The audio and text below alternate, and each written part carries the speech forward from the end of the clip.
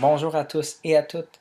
Dans cette capsule vidéo, nous allons aborder la révolution industrielle dans le but de vous faire un léger récapitulatif de ce qu'est cette révolution et dans le but en fait de vous faire un récapitulatif de la dernière séance.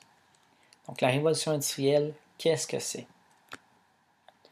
Donc la révolution industrielle en fait c'est le passage d'une société agricole et artisanale à une société commerciale et industrielle. Donc, on le voit, ces deux images, en fait, représentent bien ce passage artisanal à industriel.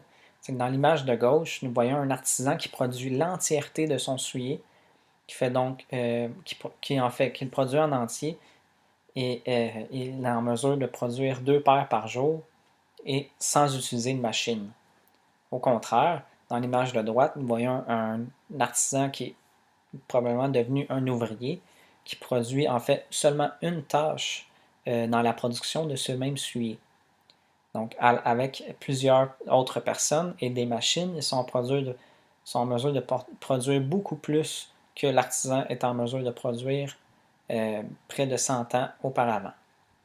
Dans l'image de droite, en fait, c'est que, par exemple, l'ouvrier qu'on voit avec sa machine, il est probablement en train de limer la semelle du soulier, alors que hypothétiquement, celui qui serait à côté de lui, par exemple, aurait le rôle d'insérer les lacets dans le soulier, et l'autre qui serait à côté de ce dernier, eh bien, pourrait lui cirer le soulier en tant que tel. Donc, au contraire de l'image de gauche, eh bien, on est spécialisé, on produit une tâche distincte dans la production d'un bien grâce à la mécanisation de la production. Donc, tout ça pour dire que la révolution industrielle, ça ne s'est pas fait du jour au lendemain. Le passage d'une société agricole et artisanale à une société commerciale et industrielle, ça s'est fait graduellement. Où et quand? La révolution industrielle a débuté en Angleterre en 1750-1800. Comme j'ai mentionné, ça s'est fait vraiment graduellement. Et pourquoi en Angleterre en particulier plutôt qu'ailleurs? C'est que les contextes social, économiques et technologiques étaient opportuns.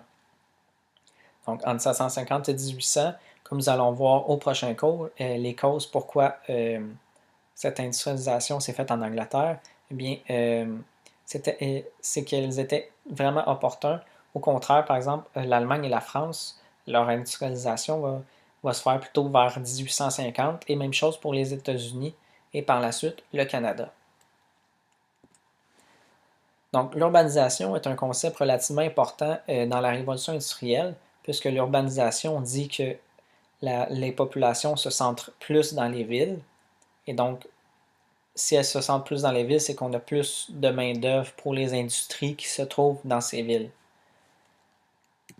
Donc, l'urbanisation est essentiellement la concentration de la population dans les villes. L'exode rural est sa principale cause. Donc, l'exode rural, pourquoi ça s'est produit? C'est qu'en fait, avec l'avènement des technologies, dont la batteuse dans la société agricole, eh bien, on va avoir de moins en moins de besoin de paysans. Et donc, ces paysans-là qui ne se retrouvent avec plus d'emplois dans les campagnes, eh bien, ils vont émigrer vers la ville. Et donc, ils vont constituer une main-d'œuvre pour les industries qui sont en émergence. Donc, l'industrialisation, comme j'ai mentionné avec les deux images du début, eh bien, c'est la généralisation de la mécanisation de la production de biens. Donc, on passe d'un artisan qui produit l'entièreté du soulier ou peu importe le bien à des ouvriers qui produisent qui produisent avec des machines sous une chaîne de montage ce dit soulier ou ce dit bien. Donc, on va avoir une forte augmentation du travail en usine et en manufacture. Donc, le mot de passe de cette vidéo est en fait industrialisation.